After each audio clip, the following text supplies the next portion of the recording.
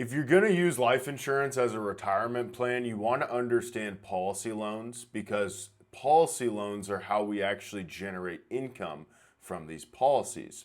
So, in this video, I want to walk you through how a life insurance policy actually earns interest, why you take loans and not withdrawals, and then how that stacks up against like your 401k, for example. Now, caveat, I'm not one of those insurance agents that says, hey, you should use an IUL instead of your 401k. Now, there's a legitimate argument to be made for performance and dollar for dollar if we can outperform a 401k or not. However, I don't do that. I always compare insurance to safe money. So really what I'm competing against is the safe money in your portfolio.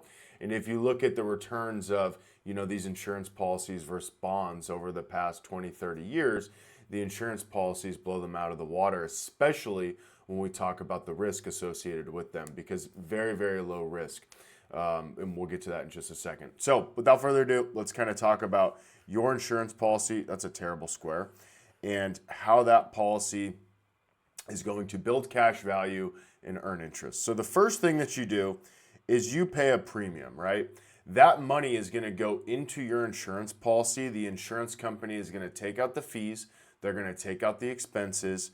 And the rest of that money is going to go into what's called your cash value account. Now, I'm going to remove that. Now, once you do this, once that money goes in, it is now going to be linked to an index. I can just not draw squares today. And that index is typically going to be the S&P 500. That's the most common one.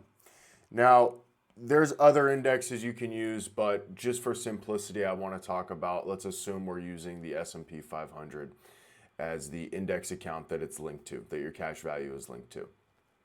So when you put money into your cash value, it's going to earn a return somewhere between about 0 and 10%. Sometimes we can get guarantees of higher than 0%, but the standard S&P 500 index is going to be in between 0 and 10%. 10% being the cap, 0% being the floor. So if the market goes negative and we lose 18%, 19% like we did in 2022, you will get a 0. If the market goes up 18%, if we had a very good year, you will get a 10 and the insurance company will keep that spread. So you have a floor and you have a cap. Nothing about that is really that sexy. Whatever that return is at the end of the year or the month, depending on the segments inside your policy, that will be credited to your policy's cash value. That is how your policy earns interest, this process right here. Cash value linked to some type of index, the S&P 500, you'll get somewhere between a 0 and a 10% interest rate. And then whatever that index return is, whatever that credit is, that'll get credited to your policy's cash value. That process right there continues every single year, regardless of you taking a policy loan. And this is really where the quote unquote magic of insurance policies comes in. So even if we're taking loans against, we are still earning interest on 100% of our cash value. It's not like we take a loan for 50,000, we have 100 grand in our cash value, and now we're only earning interest on 50. Nope, they are still crediting us interest based on the entire cash value. And that's because those loans, they actually come from the, oops, that's not the right square. They actually come from the insurance company. I'm just going to leave that square there so I don't have to erase it again. They come from the insurance company. Insurance company says, hey, we have all this cash in our general fund. We will give you a loan, and that is a contractual guarantee. They will give you a loan that is collateralized or secured by your cash value. Now, that loan is going to cost you something. Let's call it 5%.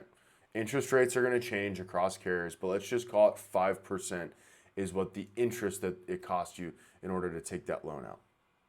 Now, let's say that insurance company, they give you $100,000. Well, let's also say that we earn a 10% rate of return that year. We're credited 10% in our cash value. Well, they gave you 100 grand. You're earning interest on your cash value. Let's say it's $100,000. So you took 100 grand out, you spent it tax-free, it cost you 5%, but you earned 10%. So it doesn't take a genius to see what's happening here. If you earned $10,000, but it cost you $5,000, well, that means you net $5,000. That $5,000 is what's ultimately getting credited up to your policy's cash value. So think about that for a second. You took 100 grand out and it made you $5,000. You spent that money, it's tax-free, and you made $5,000. That is called leverage. That is called arbitrage. That is only possible really with insurance contracts. Now, you can make an argument for real estate, but it's going to be a little bit different. It's not something that we can do in our 401k. Because with our 401k, when we take money out, we take a withdrawal, right? In that withdrawal, we take that money out, we pay taxes, we spend it, and we now have sacrificed the ability to earn interest. We no longer retain the ability to earn interest. But with an insurance policy, when you take a loan out, you retain the ability to earn interest. That is the key point here. And that's what you have to understand about taking loans from your insurance policy, is it allows you to retain the ability to earn interest on that dollar even after you take it out and you spend it. So, and this is the same concept with a 6% return, a 7% return. Now, that's all fine for positive arbitrage, positive leverage, but what about if we get a big old zero? Well, if we have no interest credit, so we make $0, it still cost us the $5,000, right? 5% of the $100,000. And that means we lost $5,000. We took money out, we lost it.